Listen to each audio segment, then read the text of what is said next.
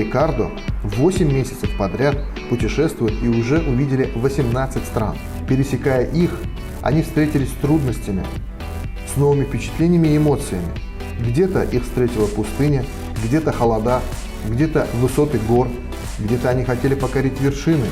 Но самое главное в этом путешествии то, что дом всегда был рядом. И мы хотим у них узнать, насколько это трудно ежедневно путешествовать, покоряя километры дорог, и не всегда ровных. Порой у них на пути было бездорожье и очень много трудностей. Но только они сами могут рассказать, насколько ярким это путешествие является сейчас. Ведь впереди еще много стран, и в этой цепочке приключений Узбекистан занимает достойную позицию. По крайней мере, наши гости сказали именно так. Давайте теперь проведем знакомство с домом изнутри. Я хочу, наконец-таки, для зрителей открыть большой мир. Этот мир большой только вот на словах, на самом деле он маленький, да, это ваш мирок. Это дом на колесах, который построил Рикардо. Сейчас он расскажет обязательно, а Кристина нам переведет. Но мне хотелось бы, знаете, для вас, друзья мои, раскрыть все нюансы таких путешествий, как живется в таком доме, что такое комфорт, где есть дискомфорт, насколько это утомляет, как можно отдыхать. Словом, давайте знакомить зрителей с прекрасным Ниссаном. Добро пожаловать в наш домик на колесах. Заходите в гости. Такого у нас еще не было, друзья мои, это впервые, когда мы приходим в гости в такой дом. Итак, с чего мы начинаем знакомство? Давайте мы расскажем о том, как мы вообще пришли к этой idee и как мы, собственно, его построили. ¿Puedes explicar cómo tú construiste esta casa? ¿Cómo tú? Sí. Primero, ¿cómo tú llegaste a esta idea? Y después... How this idea came to you? Primero, les puedes decir que pensamos en un lugar más pequeño, pero después nos dimos cuenta que necesitábamos algo más grande. Сначала мы думали, что купим машину более маленькую, более комфортную, низкой посадки, но более маневренную, думали мы. Но потом мы однозначно решили, что мы хотим вставать в рост, постоянно не горбатиться и не вытаскивать, к примеру, стулья наружу. Вопрос важный. Существуют уже готовые дома на колесах, которые имеют все внутри, от сантехники до кухни и так далее. Вы же выбрали другой путь. Вы купили минивэн. И вы мне за кадром сказали, что Рикардо, как инженер, мастер на все руки, он решил опустошить полностью эту утробу и сделать все сам. Почему именно так? Потому что из-за того, что мы очень любим, к примеру, ходить в горы, он любит скалолазить, мы ведем очень активный образ жизни, и для этого готовый дом на колесах нам не подходил, потому что иначе мы бы не смогли взять все то оборудование, всю ту экипировку с собой. Во-первых, он тяжелый. Да? Он громоздкий. Он длинный, не маневренный, и очень тяжело на нем, к примеру, парковаться на парковках. То есть в город в нем ехать сложнее. Окей, с момента покупки этого минивэна и начала строительства, сколько прошло месяцев, когда вы уже получили вот этот результат? Я думаю, 2 года имеет, 2 года с половиной. Dos años y medio. Он тоже говорит, что да, 2,5 года. С того момента, как мы купили, он был абсолютно пустым, и мы постепенно, потихоньку, еще до покупки он начал уже более-менее прикидывать, как инженер, как мы можем разместить, как мы можем сделать планировку, потому что тоже нужно все спланировать, чтобы уместить все наши вещи на 14 месяцев. Это там нам понадобится все, даже включая там одежду, да, мы проедем все сезоны, это будет и лето, и будет и зима, нам нужны и зимние, и теплые, естественно, там одежда для гор, это другая одежда, двойные ботинки и так далее. Поэтому он начал уже постепенно думать планировку, как мы все разместим, и появлялось все постепенно. Не было такого, что за раз мы сразу все построили. А задумывались ли вы когда-нибудь, что такое дом на колесах и откуда идет его история? Прототипом домов на колесах и их начальным вариантом являются передвижные повозки-кибитки. Их также можно было называть фургоны или дилижансы. Древних людей, которые вели кочевой образ жизни и занимались скотоводством, в том числе и разведением лошадей. Они были вынуждены путешествовать со всем своим имуществом. Сейчас же чаще всего производители используют шасси легких грузовиков и устанавливают на него жилой модуль. Кабина автомобиля при этом связана проходом с жилым помещением. На современном этапе производства автодомов применяются технологии, позволяющие создавать полностью интегрированный автодом. Снаружи он становится похож не на машину с жилым фургоном, а на автобус. Чаще всего в автодоме установлены места для сидения, которые на стоянках трансформируются в спальные места. Всегда имеется туалет, душ, газовая плита, холодильник, газовое отопление, кондиционер, шкафы для предметов и освещение. Также автодомом могут называть прицепной фургон для автотуризма и других целей. В этом случае достаточно иметь легковой автомобиль с прицепом и далее путешествовать уже с отдельным автодомом сзади. К примеру, в Северной Америке или Европе популярен туризм на автодомах с остановками на ночлег в кемпингах, специальных приспособленных стоянках. Там можно зарядить свой автомобиль электричеством, пополнить запасы воды, а также произвести все необходимые технические процедуры. Некоторые люди настолько любят свои автодома, ну или трейлеры, как они их называют, что живут в них постоянно. Они переезжают с места на место, у них всегда новые пейзажи за окном и море новых впечатлений. А также никогда не нужно задумываться о том, есть ли ближайшая гостиница рядом. Те люди, которые не хотят платить за аренду жилья, ну или за покупку земли, с последующим строительством дома, выбирают именно этот метод. Как, например, известный голливудский актер Мэтью МакКонахи, предпочитающий всему на свете свой любимый автодом. Хотя, к слову сказать, он настолько роскошный, что любой хотел бы там пожить, хотя бы некоторое время. Первое, что видно, это где вы спите. Гитара, на которой Рикардо играет, вытяжка, шкафчики. А дальше, смотрите, все, что я вижу, это холодильник и кран. Как все устроено, то, что глазу не видно с первого раза. Вы можете зайти и показать нам, стоя там, а наши ребята будут детализированно все снимать, потому что нам интересно абсолютно все. Puedes mostrar cómo aquí está todo por dentro. Porque claro. él ve solo ahí armarios, ve... Primero, sube y puedes mostrar. Primero lo que tenemos que decir es que cuando yo vi cómo se construían este tipo de cosas en internet, parecía todo muy fácil. Когда он смотрел разные варианты, как можно оформить дизайн, и он думал, что все очень легко. Y después me di cuenta que lo que según duraba un día, И al он думал, final что... duraba 1 o 2 semanas. И он думал, ну это я сделаю быстренько за день. По итогу он делал это 2 недели. Eso me frustró muchas veces. И он был немножко фрустрирован, когда дело не шло так быстро, как он планировал, как он думал. Pero bueno, primero todo estaba vacío. Все было пустым. Después se le puso un material para isolar aquí de más o menos. И первое, что было, это изоляция нашего дома на колесах, для того, чтобы железо не нагревалось очень легко и не пропускало холод, чтобы мы не мерзли так быстро. То есть вы утеплили, и это еще и звукоизоляция, скорее всего, нет? Ну, también de volumen también se hace изолирован, ¿no? ¿Cómo del volumen? Que no se escuche nada. Un poco, sí. Ну, Да, немножко, да. немножко. Но в большей степени это теплоизоляция. Это теплоизоляция. Конечно, учитывая, что вы можете погодные условия различные. Позвольте догадаться, это стол, скорее всего, да? Can you show me that? Да. Значит, друзья мои, это стол, потому что иногда, если погода хорошая, Рикардо уже рассказывал нам, он может вот так вот накрыть стол практически для пикника, допустим.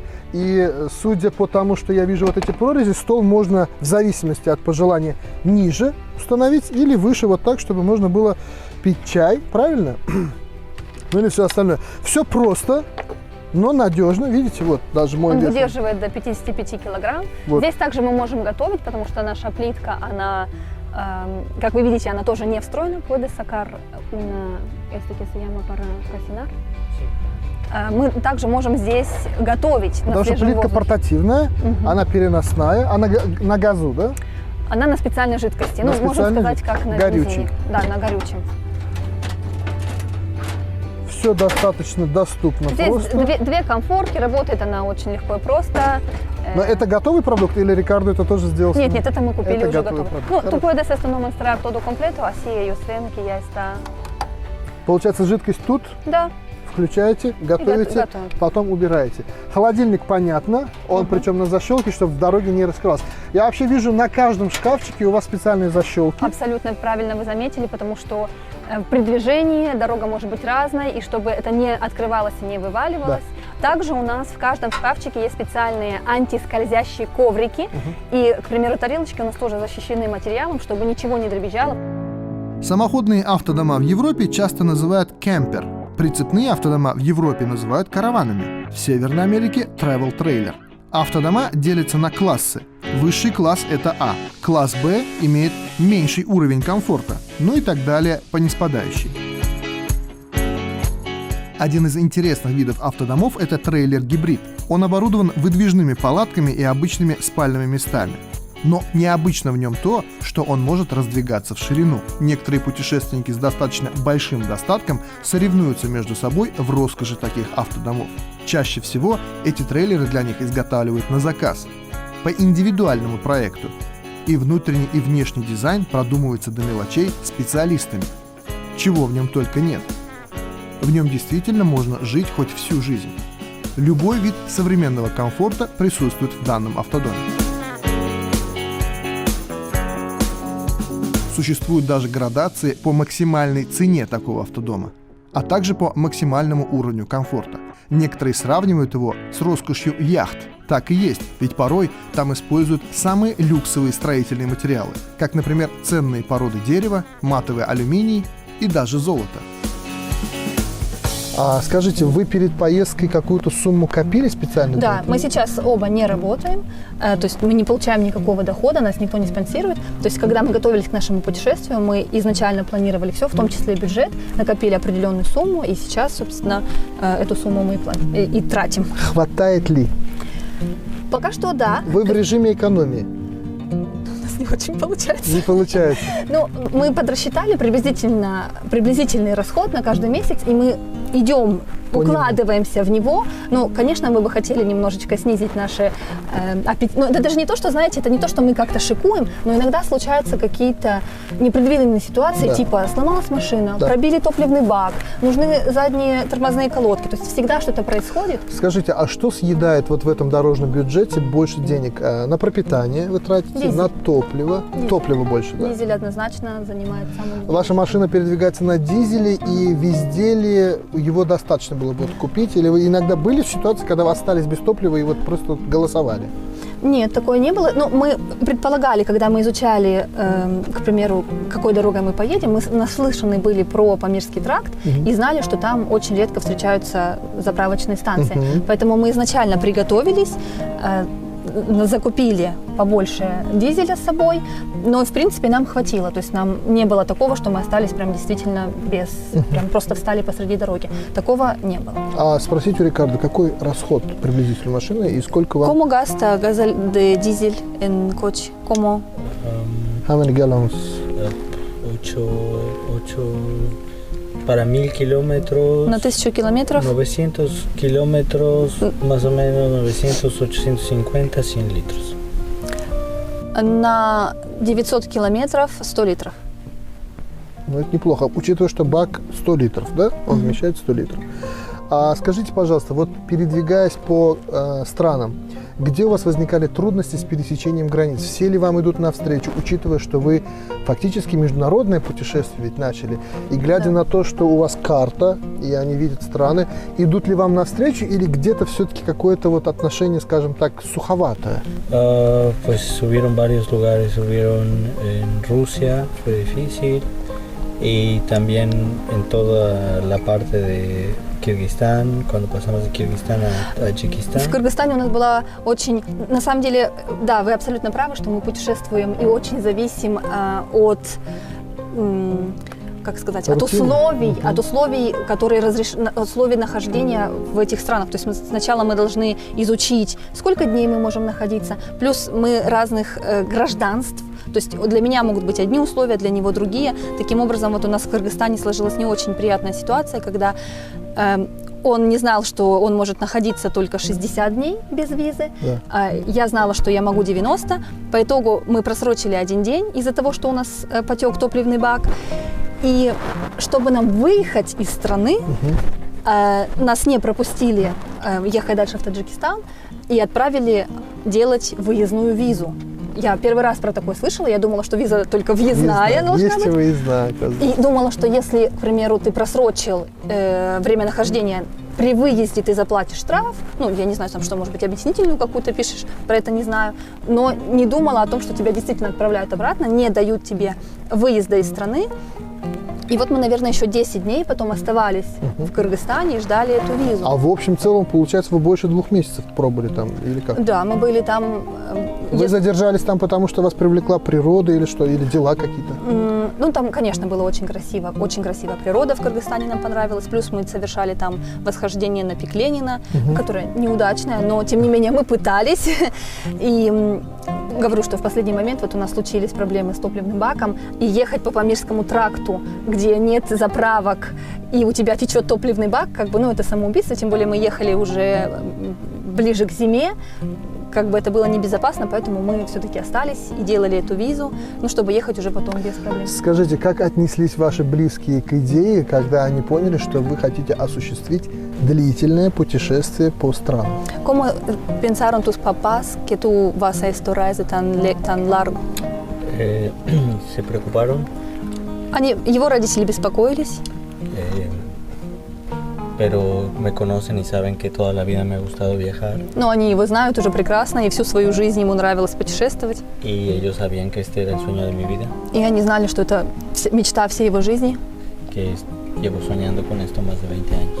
И он мечтал об этом больше 20 лет, о таком большом путешествии. Скажите, пока 18 стран, да, уже в запасе. Сколько стран в планах? Я знаю, у вас есть дедлайн по возвращению, потому что вы взяли отпуск. Не оплачиваем. Да, и когда вы вернетесь, сколько у вас будет в запасе стран, или это пока никак не планируется? Очень сложно ответить однозначно, потому что, к примеру, мы вот думали, что наша конечная цель – это Иран. Как бы мы хотим после Ирана развернуться и ехать обратно. А вот когда вы на своей машине пересекаете таможенные какие-то посты, возникают у них вопросы интереса? То есть они видят карту, вы объясняете, что путешествуете, как они реагируют? Bueno, la mayoría de las personas son curiosas, Говорит, ну, большинство любопытные, конечно, им quieren интересно. saber de dónde vienes, И там, откуда ты? откуда, y quieren saber de dónde vienes y cómo fue tu trayecto y les parece algo nuevo. Y sobre todo los niños pues son muy curiosos, ¿no? Que quieren... Дети, особенно интересует это детей, потому что это такое, как это может быть в машине, дом. Y a mí me da gusto mostrarle a las personas Мне нравится, мне приятно показать людям, que hay una manera de viajar что есть один способ путешествия и такой. Да. y que no es tan caro. И это не так дорого. No es И tan дом caro. всегда с собой. Это абсолютно точно, да. Если, к примеру, мне не нравится здесь ночевать, я уеду в другое место. Мне не нужно платить за отель. У меня здесь, правда, все с собой. Да. Данная индустрия развивается из года в год, поскольку путешествовать в автодоме – это и удобно, относительно недорого, и самое главное, ты не зависишь от обстоятельств. Следует отметить, что с технической точки зрения данные автодома оснащены мощными моторами, автоматической коробкой передач, но и у них большой запас надежности, поскольку иногда путешественники предпочитают ездить по разбитым дорогам в горах, по пустынным направлениям, а также ночевать в лютый мороз. Все эти причуды природы автодом способен выдержать, ведь там есть и отопление, и кондиционер, и все то, что нужно сейчас для комфортной жизни. И, конечно, в этом за последние годы преуспел Китай. Он оснащает автодома всем необходимым, в том числе и стиральной машиной. Ну а говорить про плиту и холодильник уже не стоит, потому что это уже есть по умолчанию. Что касается сантехнического комфорта, то это отдельная тема. Некоторые производители умудряются поставить даже джакузи. Хотя с точки зрения экономии это нерационально, поскольку обычный запас питьевой воды, который используется в автодоме, колеблется от 300 до 500 литров в одном баке. Скажите, а вы пользуетесь соцсетями, публикуете и в Инстаграме, и в Ютубе. Какова обратная реакция аудитории? Как они реагируют? Нравится ли? Может быть, у них какие-то пожелания? К примеру, я опубликую в Инстаграме, что мы приехали в такой-то город, и когда местные начинают мне рекомендовать, это Чайхана хорошая, это Ошхана, туда сходите обязательно, и ты уже вроде все знаешь, как местные уже, когда тебя с таким теплом встречают, это, конечно, приятно, что будем скрывать, это приятно. Знаете, мне хотелось бы когда вы приедете уже, путешествие закончится, вы дома выдохнете, что вы скажете себе, какую цель вы преследовали и достигли? Я знаю, что Рикардо это мечтой называет, а вот общая семейная цель, вы вот в коллекции стран сколько-то, какую-то цифру напишите, или будете про эмоции свои вспоминать годами. Какова основная цель вашего путешествия? ¿Cuál es el de todo este viaje? ¿Tú quieres tener unas cuentas, una cifra de países o qué tú quieres de este viaje? ¿O de emociones vas a acordar? Lo que quiero de este viaje es cumplir el sueño de toda mi vida. Да, он говорит, он хочет исполнить свою мечту, Amo viajar, обожает путешествовать. amo conocer nuevas personas como ustedes, nueva cultura, Люблю знакомиться с другими культурами, с другими людьми. nuevas formas de pensar, nuevas No. religiones, nuevos puntos de vista diferentes. Ему нравятся разные углы зрения на одну и ту же ситуацию. И какие dijiste más? Разные религии, все это узнать, это очень-очень интересно. Но для меня, наверное, это больше эмоции. Потому что когда ты сидишь, проводишь время дома за телевизором, это одно, а когда ты действительно узнаешь, я даже могу по себе сказать, что очень много в моем поведении, в моем мировоззрении, что изменилось, вот только за эти 9 месяцев действительно на многие вещи я стала смотреть. Ну, вы поддержали в данном случае идею мужа и пошли за ним, или это было общее решение, вы также хотели? Это было общим решением, я тоже хотела бы. А если бы было так, что вы не очень горели бы желанием, а он очень хотел, вы бы поддержали и поехали бы? Учитывая, какие трудности в дороге бывают. Preguntaron a mí. Не знаю, наверное. Ну, наверное, я бы решилась, если бы я не хотела, может быть, я бы поехала с ним, но я думаю, что мне бы понравилось, и я бы продолжила. Ну, то есть, супер. когда ты уже в этом, ты понимаешь, что на самом деле это, конечно, сложно. Я не буду говорить, что там это все так прекрасно, и розовые пони, там радуга какают бабочками. Конечно, нет. Есть на самом деле большие трудности. Все случается очень много непредвиденных ситуаций, о которых ты вообще не планировал и не думал. Но в то же время это очень интересно. Это открывает вообще, расширяет кругозор, горизонты. Это действительно интересно. Если среди вас найдутся люди, которые когда-то решатся на подобное, вот вам пример. Вы сами можете посмотреть. Мы будем с вами обязательно поддерживать связь и в точке на карте рассказывать, куда вы попали в следующую страну, как вы там себя ощущаете. Но мне очень хочется сделать так, чтобы вы отсюда уехали с хорошими эмоциями, и было бы желание когда-нибудь опять вернуться и увидеть то, что не увидели, потому что Узбекистан для путешествий – это безграничные просторы. De niño soñaba canciones del mundo. La gente venía de adentro y así se inventaban los mundos. De niño soñaba colores profundos, la mezcla de espuma, colonia y sudor de unos pechos desnudos. Y abrázame fuerte, que no pueda